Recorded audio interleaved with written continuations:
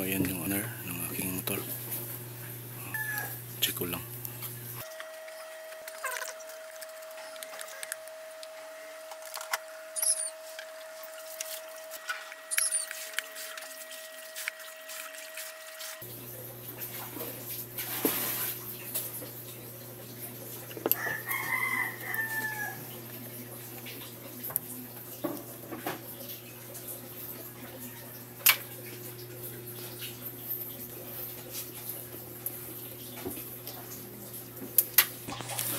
Kaya ko ito binuksan para makita ko kung anong okay pa ba itong air filter.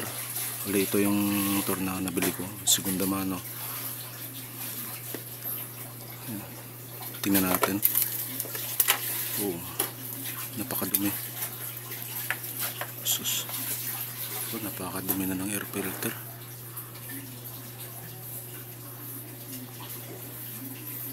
Kaya pala nagpapalya yung karburador. So, daming ang dumi.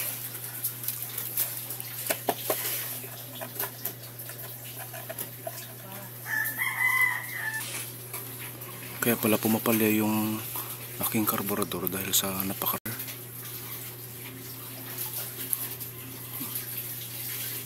Ito yung hindi namin na-check nung binili namin tong motor na ito. So, tanggalin ko siya. So, 10 mm.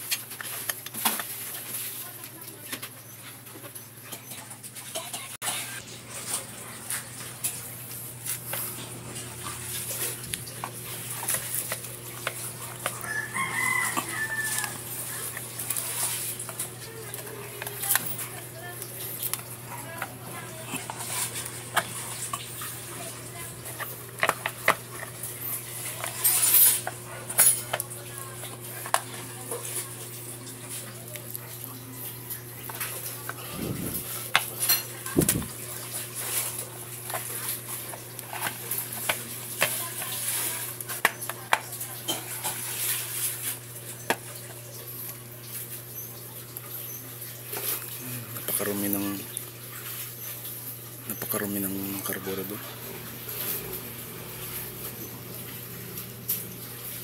Ito yung hindi namin na-check, no, nung binili.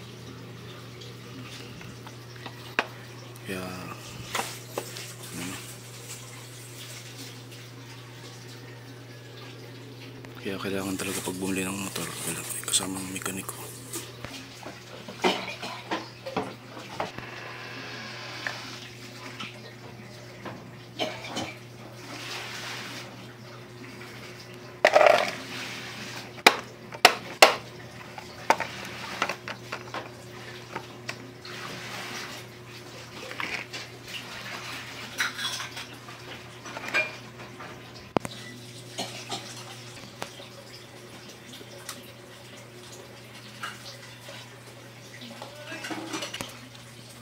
So ito yung magsasala ng hangin. Ito yung takip. Wala yung aking air filter na bagong linis. Ayan, nahugasan ko na yan. Wala na yung dumi.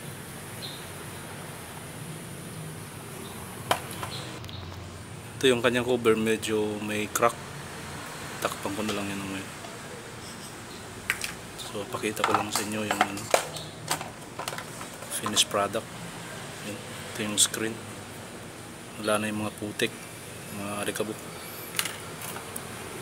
Malinis na. Maya lagyan ko na lang ng foam para ready to use na.